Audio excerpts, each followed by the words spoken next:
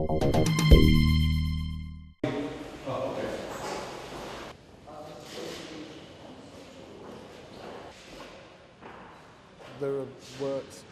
a rassemblé ici des pièces provenant de collections privées, de collections publiques en Grande-Bretagne, aux États-Unis, en Europe.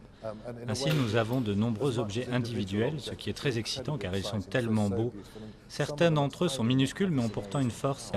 Nous avons aussi rassemblé plusieurs pièces différentes pour la première fois. C'est incroyable de voir à quel point ces pièces communiquent entre elles et se révèlent les unes au travers des autres. 4 des 6 corps allongés en bois d'orme sculptés par Moore des années 30 à 70 ont été rassemblés. On imagine bien Moore prenant un gros tronc d'orme et sculpter ces corps allongés d'une manière extraordinaire. Son habileté à comprendre et à intégrer le grain du bois à la forme et au mouvement du corps est la preuve que sa technique n'a jamais été égalée par personne. Je pense qu'Henry Moore a dominé l'art britannique pendant la majeure partie du XXe siècle et le domine toujours.